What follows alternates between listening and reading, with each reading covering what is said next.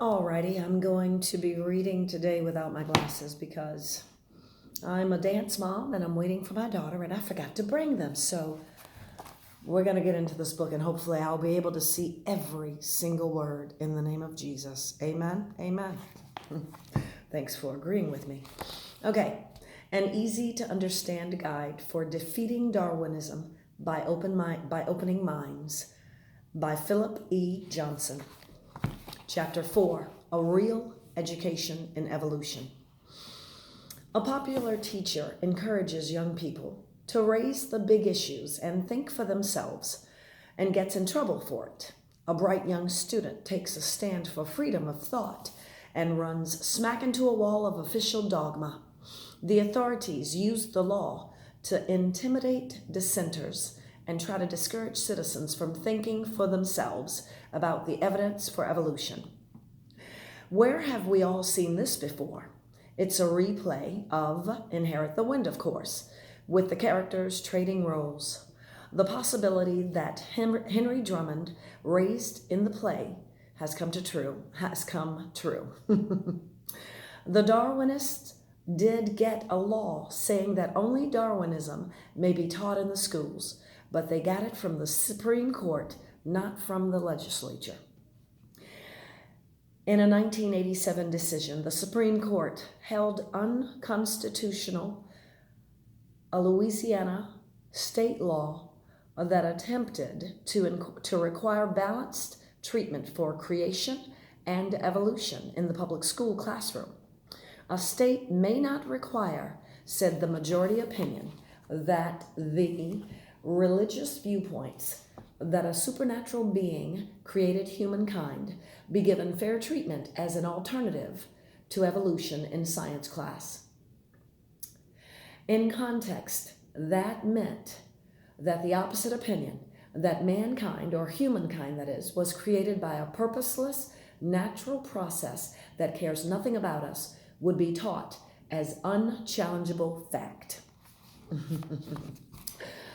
Justice Antonin, that is, Scalia, argued in dissent that the people of the state, including those who are Christian fundamentalists, are quite entitled, as a secular matter, to have whatever scientific evidence there may be against evolution presented in their schools, just as Mr. Scopes, Bert Cates in the movie, was entitled to present whatever scientific evidence there was for it.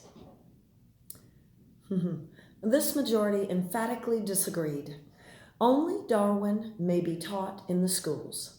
The predictable result of this one-sided educational and legal regime is that evolution has become the focus of a culture war instead of a subject that can be discussed constructively in educational institutions or in the political realm of negotiation and compromise.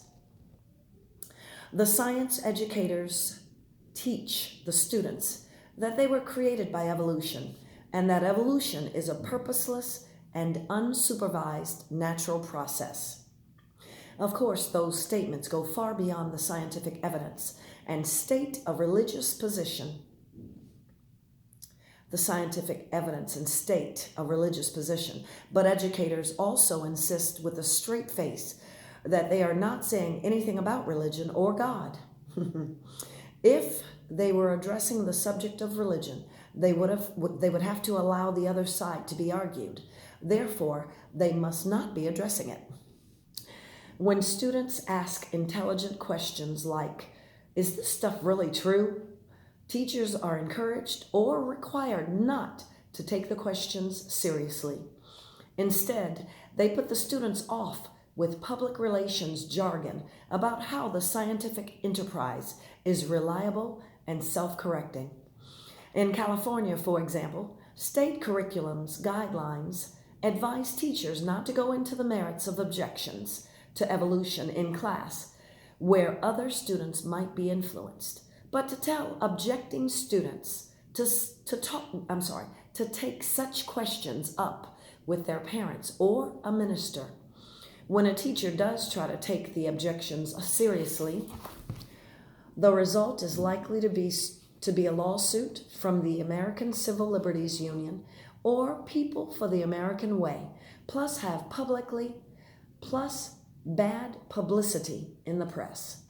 School administrators understandably capitulate and tell teachers and students to stop making trouble.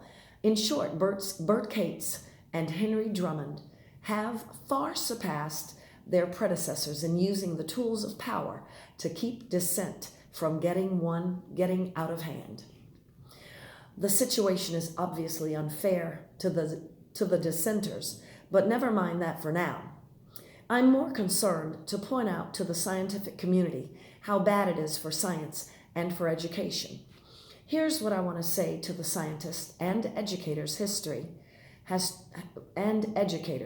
History has taught us that an established religion tends to fall into bad habits. And the same thing may be true when a scientific establishment starts to act like a governmental body with an official ideology to uphold. The price of having that kind of position is that you're tempted to protect your power and wealth by defending things you shouldn't be defending, with methods like double talk and intimidating threats of legal action that you shouldn't be using. These become bad habits, and they eventually lead you into massive hypocrisy and self-deception. When you preach baloney, detecting as the essential tool to science, but make students turn their baloney detectors off when they get to the really important questions of origins, you convict yourselves every day of hypocrisy. You also lose the ability to think critically about your own beliefs, and eventually you set yourself up for the kind of embarrassment that destroyed Matthew Harrison Brady. There's only one cure. No matter how badly you want to bury the tough question, you have to acknowledge that those questions really are too tough to be settled with misleading slogans like evolution is a fact and science and religion are separate realms. You have to admit that people have reasons for objecting to the material philosophy you're presenting in the name of science.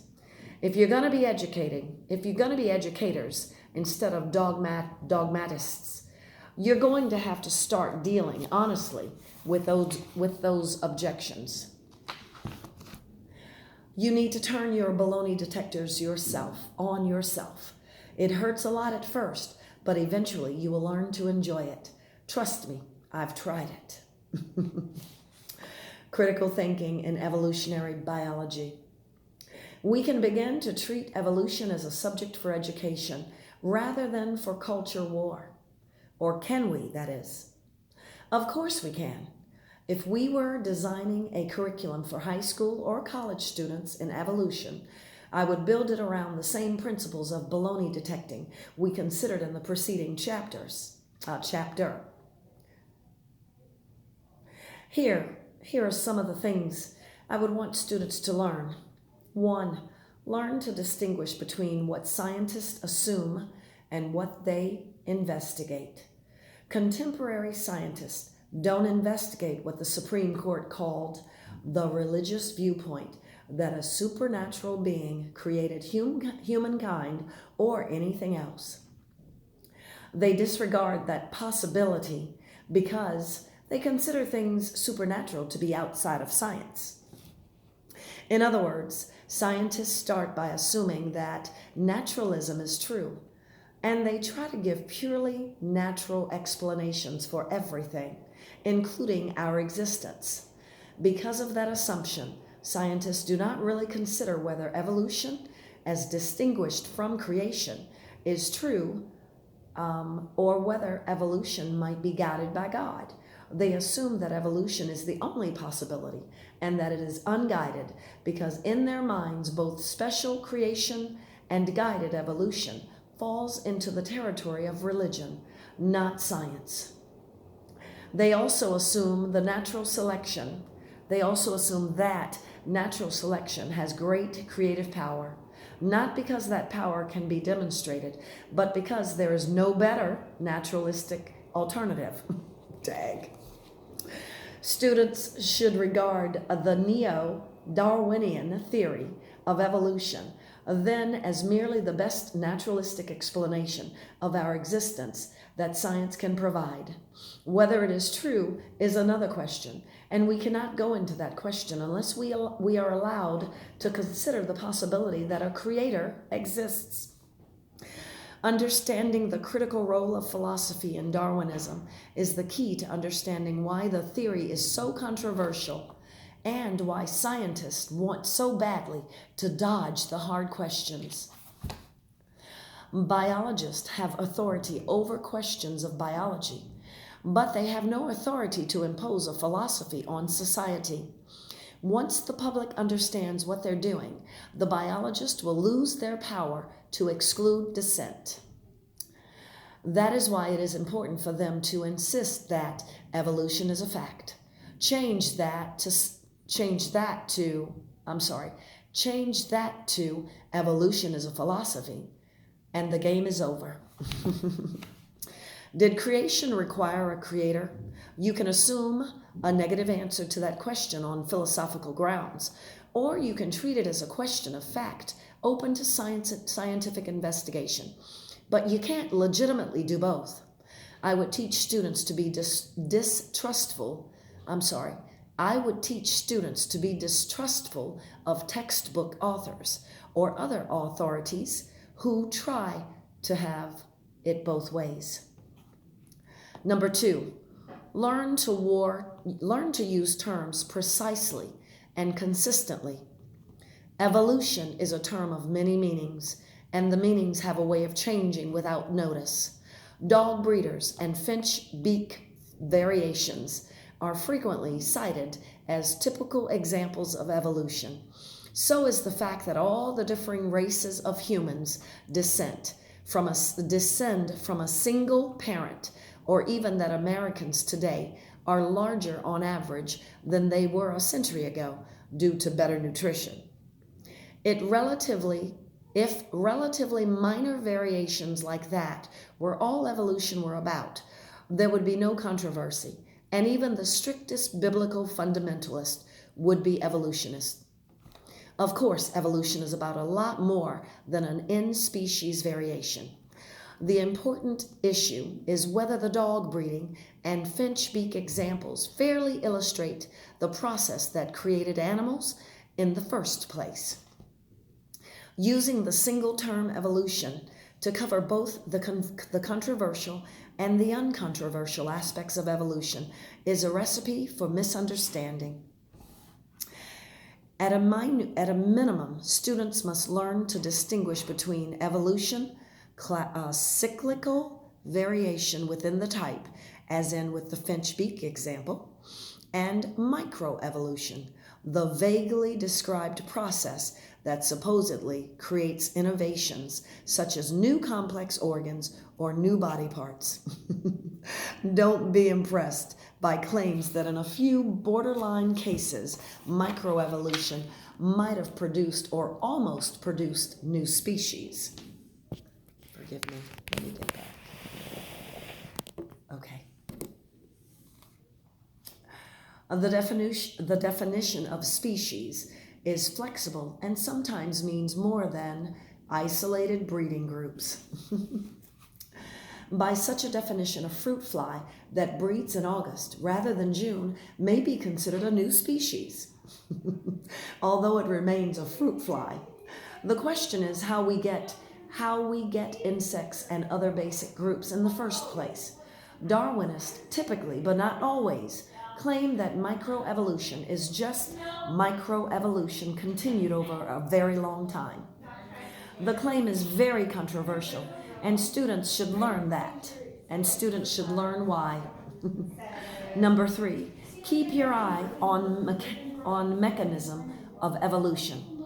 It's the all-important thing. Some Darwinists distinguish between what they call fact of evolution and Darwin's particular mechanism. The fact usually just means that organisms have certain similarities, like the DNA genetic code, and are grouped in patterns. mammals, fish, insects, and so on. This pattern of nature is uncontroversial. What's controversial is the cause of the pattern, and particularly whether that cause involves a creator or only a purposeless material mechanism. The problem with separating the fact from the mechanism is that a so-called fact of evolution doesn't have much scientific content without its testable mechanism for changing one kind of creature into something entirely different, and especially for building the extremely complex organs that all living things possess. Darwin knew this.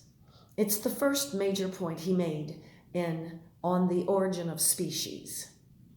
The pattern of organisms would provide unsatisfactory evidence for evolution, he argued, until it could be shown how the innumerable species inhabiting this world have been modified so as to acquire that perfection of structure which most justly excites our admiration. Darwin's mechanism was natural selection. Today, despite many efforts to find an alternative, there still isn't really a competitor to the two-part Darwinian mechanism of random variation, mutation, and natural selection. Darwinists argue with each other about the relative importance of chance and selection, but some combination of these two elements is just about the only game in town. Remember that the mechanism has to be able to design and build very complex structures like wings and eyes and brains. Remember also that it has to have done this reliably again and again. Despite offhand references in the literature to possible alternatives, Darwinian nature selection remains the only serious candidate for a mechanism that might be able to do the job. That, by the way, explains why many Darwinists are reluctant to make a clear distinction between microevolution and macroevolution. They have evidence for a mechanism for minor variations, as illustrated by the finch beak example, but have no distinct mechanism for the really creative kind of evolution, the kind that builds new body plans and new complex organs. Either macroevolution is just microevolution continued over a long time, or it's a mysterious process with no known mechanism. Let's see. A process like that isn't all that different from a miraculous or God-guided process, and it certainly won't support those expansive philosophical statements about evolution being purposeless and undirected. In my experiments, the distinction between the fact of evolution and the new Darwinian theory always turns out to be just a debating gimmick to hide the problem with the mechanism from scrutiny. Once the fact is established, it turns out to include the necessary mechanism, which is mutation and selection. Don't let anybody tell you that the mechanism is a mere detail. It's what the controversy is mainly about. When critics subject the mechanism of detailed criticism, Darwinists very quickly run out of evidence. That's when they want to substitute a vague fact, which will later be inflated to include the whole theory. It's another example of bait and switch. Number 4, learn the difference between testing a theory against evidence and using selected bits of evidence to support the theory. I've long been fascinated by the conflicting messages Darwinists provide concerning the fossil evidence. On the one hand, they proudly point out to a small number of fossil finds that supposedly confirm the theory. These include the vulnerable bird reptile Archaeopteryx, the whale with feet called, oh my goodness, Ambulocetus, the therapsids that supposedly link reptiles to mammals, and especially the hominids, and ape men, like the famous Lucy. These examples, all from vertebrate animals, are pressed very insistently on me in debates as proof of the fact of evolution and even of the Darwinian mechanism. I'm not as impressed by such examples of Darwinists as Darwinists think I should be, because I know that the fossil record overall is extremely disappointing to Darwinian expectations. One prime example is the Cambrian explosion, where the basic animal groups all appear suddenly without evidence of evolutionary ancestors. What is even more interesting is that the evidence for Darwinian macroevolutionary transformations is most conspicuously absent, just where the fossil evidence is most plentiful, among marine invertebrates. These animals are plentiful as fossils because they're so frequently covered in the sediment upon their death, whereas land animals are exposed to scavengers and to the elements. If the theory were true, and if the correct explanation for the difficulty in finding ancestors were the incompleteness of the fossil record, then the evidence for macroevolutionary transitions would be most plentiful where the record is most complete. Here is how Niles Eldredge, one of the world's leading experts on invertebrate fossils, describes the actual situation. Excuse me, I gotta know how much time I've got. Okay, 22 minutes so far. Okay, here's what Niles Eldredge says. No wonder paleontologists shied away from evolution for so long. It never seems to happen. Insidious collecting up, cliff face yields, zigzag, minor oscillations, and the very occasional slight accumulation of change over millions of years at a rate so slow to account for all the prodigious change that has occurred in evolutionary history. When we do see the introduction of evolutionary novelty, it usually shows up with a bang, and often with no firm evidence that the fossils did not evolve elsewhere. Evolution cannot forever be going on somewhere else. Yet, that's how the fossil record had struck many a foreign paleontologist looking to leave something about evolution. Excuse me.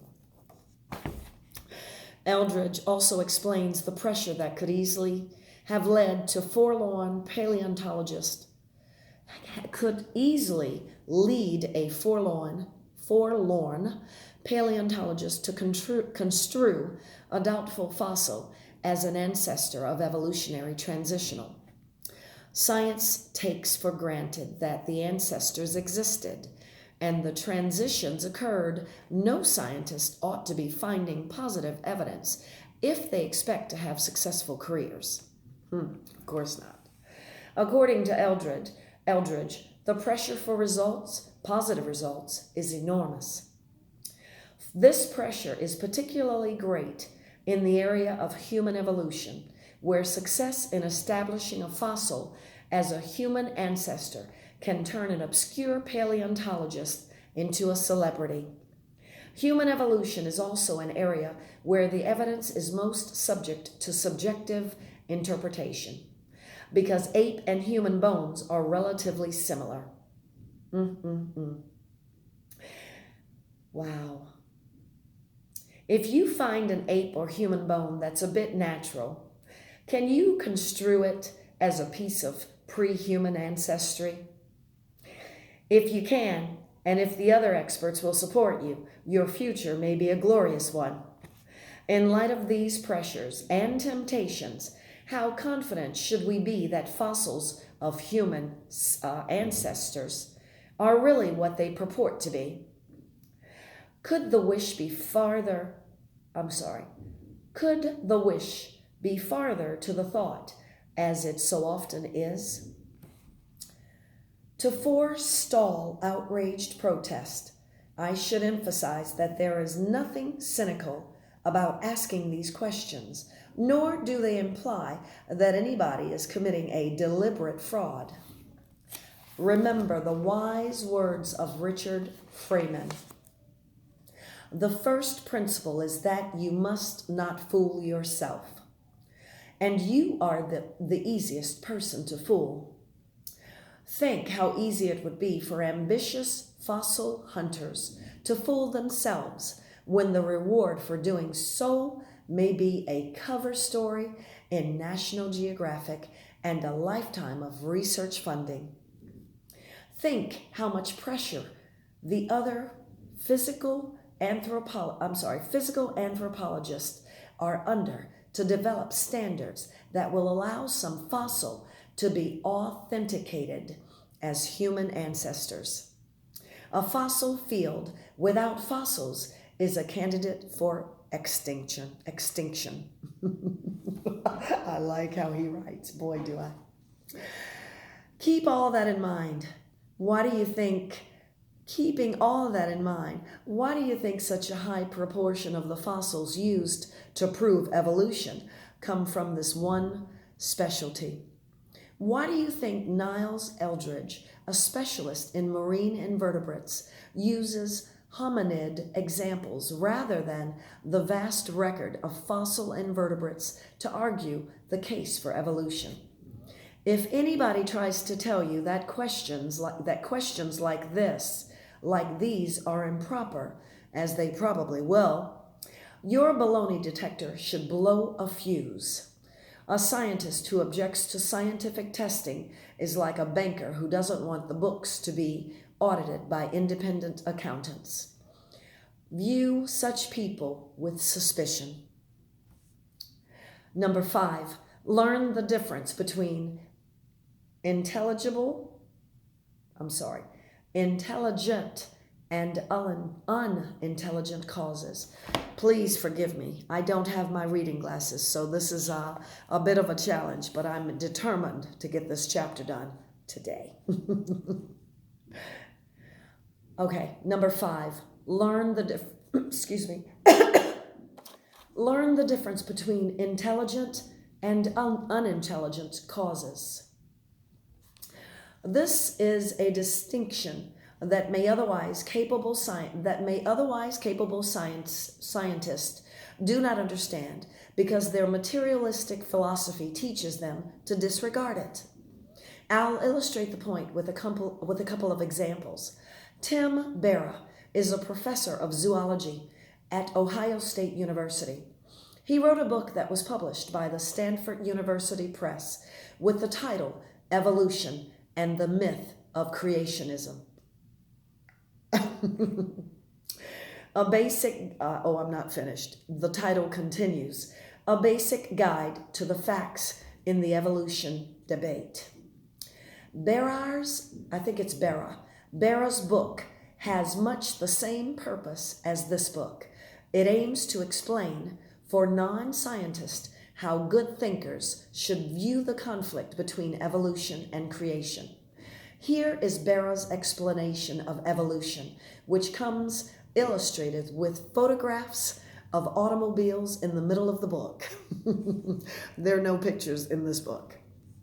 Here's what Berra says in his book. Everything evolves in the sense of, quote, decent with modification, whether it be government policies, religion, sports cars, or organisms. Now I see why there's sports cars in the middle of the page. It continues. The revolutionary fiberglass Corvette evolved from more mundane automotive ancestors in 1953.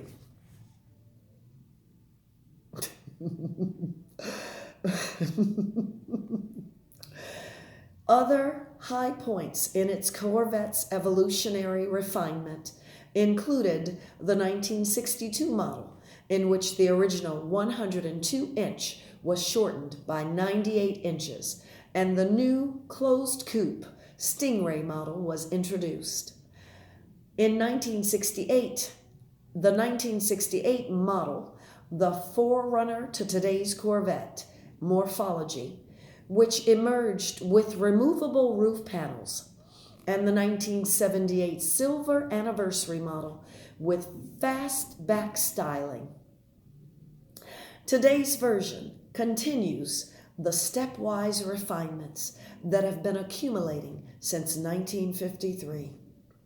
The point is that the Corvette evolved through a selection process, acting on variations that resulted in a series of transitional forms and an endpoint rather distinct from the starting point. A similar process shapes the evolution of organisms. You got to be kidding me. Forgive me if I insert my opinion, but when I hear ridiculous things, I'm compelled to comment. Of course, now we've completed with Bera's statement. Let's continue with the book. Of course, every one of those Corvettes was designed by engineers. Thank you. The Corvette sequence, like the sequence of Beethoven's symphonics or the opinions of the United States Supreme Court, does not illustrate naturalistic evolution at all. It illustrates how intelligent designers will typically achieve their purposes by adding variations to the basic design plan. Above all, such sequences have no tendency whatsoever to support the claim that there is no need for a creator, since blind natural forces can do the creating. On the contrary, they show that what biologists present as proof of evolution or common ancestry is just as likely to be evidence of common design. I described the credentials of Professor Bera and named the publisher so nobody could accuse me of attacking a straw man, of attacking a straw man.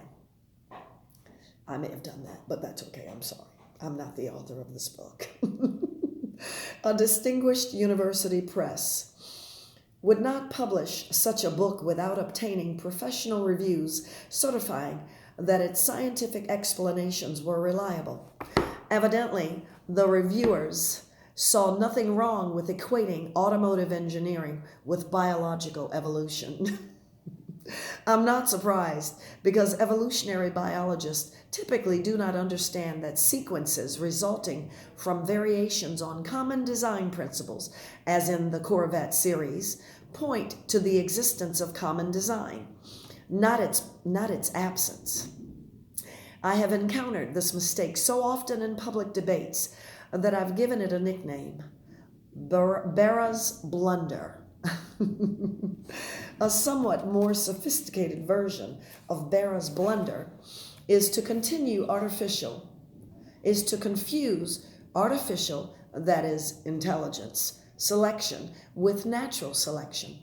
Francis Crick, who is a celebrated molecular biologist and a fervent scientific materialist, argued the case for Darwinism